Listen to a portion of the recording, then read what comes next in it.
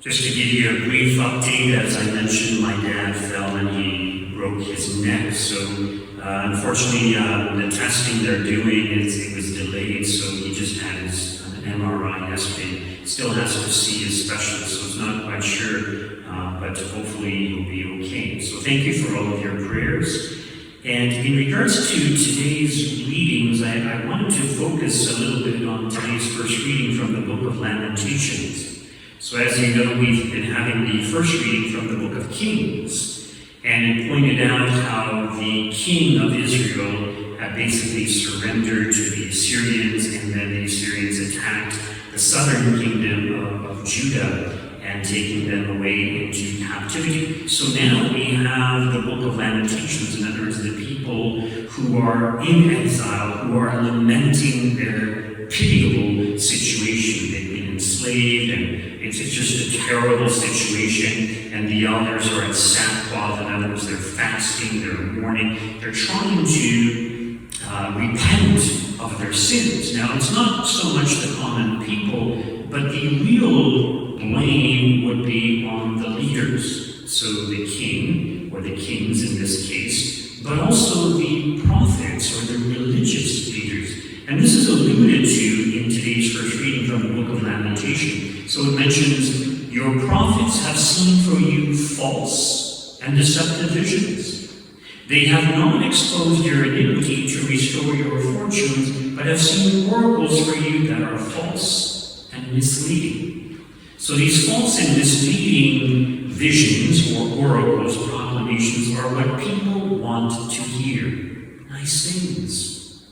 But note what it says, they have not exposed your iniquity to restore your fortunes. In other words, had they exposed your iniquity, had they condemned your sinfulness, your fortunes would now be restored, and maybe you would have never lost your fortunes to begin with. In other words, these prophets said nice things to make people feel good. They didn't talk about sin. Sin often makes people feel uncomfortable, and sometimes it is difficult for a priest to preach against sin, knowing that people sometimes object, and they will even attack priests for talking about certain sins. How dare you say that, Father? Everybody's doing this, it's okay. Well, no, it's not okay. But the point I wanted to emphasize is, as I mentioned yesterday, when we look at the history of the Jewish people, when they were faithful to God, when they lived morally upright lives, things went well. When they strayed from the ways of God, when they adopted pagan practices, misery and disaster befell them. We could say the same thing would apply to the church. When the Catholics, or when Catholics are faithful, things will go well for the church. When Catholics are not faithful, there will be more corruption, more scandals within the church also. And yes, it is true that the hierarchy of the church is more to blame than the faithful, because we are the ones who are called to speak out against sinfulness and immorality. But it's not just the leaders of the church, it's also politicians. And we might think, well, that's politicians, that has nothing to do with me. Wrong. We vote, don't we? We are the ones who place certain people into positions of authority. So in many ways, they're answerable to us, but what are the majority of people in society doing when it comes to voting? They just think, oh, which one is going to benefit them more financially or from a worldly perspective? So often they don't consider, for example, pro-life issues. So what has happened in recent years? Abortion on demand. There's no law against abortion, or there's actually no law in Canada at all regarding abortion. Same-sex marriage. Euthanasia, assisted suicide, legalization of marijuana. Like, all of these things are terrible, and they're going to have a terrible impact on society. And yes, it is true that certain governments are, especially during this time of the pandemic, they're very good at getting us handouts and subsidies and all these things to help us through this difficult situation. And that's wonderful, and in many ways it's good, and in many ways it's necessary. But we have to look to the future also. We think about what is to come. And it kind of mentions that even in today's first reading. Lift your hands to him, to God, for the lives of your children. For the lives of your children. In other words, yes, you may be desolate, you may lose your life, but at least for the sake of your children, repent and try to bring about a good future for your children. So when we look ahead, when we are wise, when we are prudent, we want politicians who will, yes, give us the services that we need, but not to spend foolishly, and who will balance the books. And usually when we elect government officials who are more fiscally conservative and who try to balance the book and make cuts here and there, everybody just complains and thinks these persons are bad. And others, they want our country to continue to go into greater and greater debt, which in the long run means economic collapse. Why are we having this coronavirus?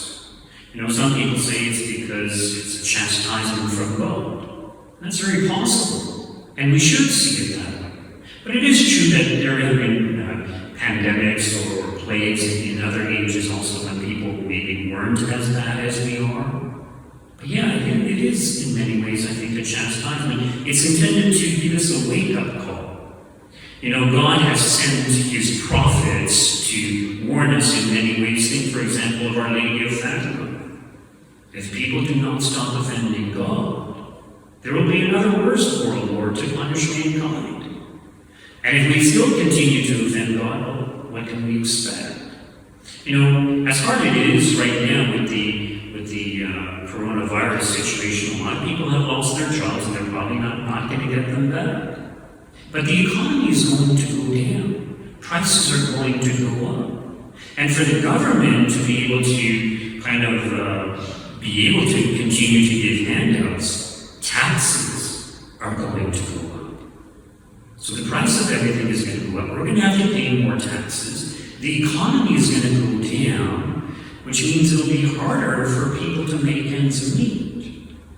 Now, I'm not trying to be, a prophet of doom and gloom, but the reality is that not just the church, not just the Jewish people, but when society as a whole strays from the ways of God, we're just asking for misery and disaster for the future, for ourselves and for your children. And so we need to repent of our sinfulness, those who are preachers, those who are prophets of God. Yes, we do need to speak out against sinfulness. But you also need to take a very conscientious approach to when it comes to voting. Are we voting for pro-family, pro-life politicians, or are we just concerned about worldly benefits that governments can give us? Because who we vote for, we are responsible for the legislation that they bring into place in our country. And that's a huge responsibility. A lot of people don't realize that. And some people say, I'm going to vote regarding immigration. Well, this party allowed us to come to Canada, therefore I'm always going to vote for this party. You can't do that. Are you voting for having innocent children in the womb aborted? You want to be responsible for that? No, you cannot do that. So we have to be very careful how we vote. And yes, there are good politicians out there, but they get very little support. A lot of people don't even know about them. They don't read, or they don't listen to the right news stations or read the right news. I always encourage people to read lifestyle news. There's a lot of good things there. Maybe sometimes they're a little bit extreme, but overall they're extremely good. And you get a different point of view of things than you do from the regular media. So yes, the regular media does lead people astray. They do have an agenda. They want us to think a certain way. So it's good to have alternate sources of information. I strongly recommend Lifesite News. They advertise in our bulletin also. I did want to comment on today's gospel reading also. So there's this centurion. Now, a centurion is a Roman soldier. He's not a Jew. He's a Roman. So he's part of the enemy. He's part of the group of people or the nation that is oppressing the Jewish nation. But he manifests faith. And in fact, our Lord points out that he has more faith than the Jewish people themselves. And our Lord points out that, it's these types of individuals who make it to the kingdom of heaven, and many who are part of the Jewish nation will not. And the same can apply to us as Catholics. There's that saying, familiarity breeds contempt. What does that mean? When we become too familiar with something, when it becomes too routine, we don't appreciate it enough. So this pandemic situation, the lockdowns, not being able to come to Mass, in many ways was good because it caused people to appreciate the Eucharist, the value of Mass even more, at least for some people, those of you who are probably here today. So familiarity does breed contempt, and we don't appreciate the good things that we have as Catholics, and we don't share these good things with others. There are many non-Catholic Christians who are on fire with a love for Jesus. They do their best to spread the word of God to those around them. As Catholics, very few people like that. But in the non-Catholic Christians, there's a lot of them. I've encountered a lot of them myself. So they appreciate their faith. They don't have nearly as much as we have. In other words, we have more to rejoice over. We have more to help us in our sanctification. We have way more to help us to be the kind of person that God calls us to. But we just keep it to ourselves. We don't share. And because we don't share, we are kind of like those false prophets who don't speak out against sin and error, and who just allow people to worship false gods and not the true God. So yes, first and foremost, the leadership of the church, the leadership of countries or government officials, but in many ways, each and every one of us are also responsible. Am I my brother's keeper? Yes, we are our brother's keeper, because what I do or fail to do is going to affect everyone around you. What you do or fail to do is also going to influence everyone around you. And we have the ability to change the course of nature, to change the course of history, only if we're united. If we're all making the effort to be true followers of our Lord, and we unite, we can easily get rid of corrupt government officials and elect good people into government. And if we all pray for good priests and good bishops, things will change.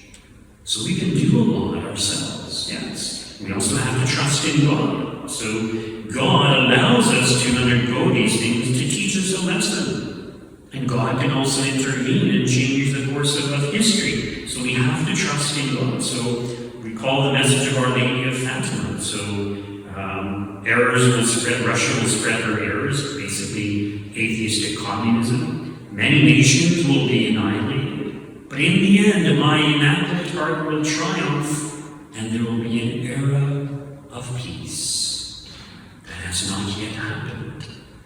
Our Lady's Immaculate Heart has not yet triumphed. But the point I'm trying to make is we have to trust in God, we have to do our part, and then God will hopefully intervene.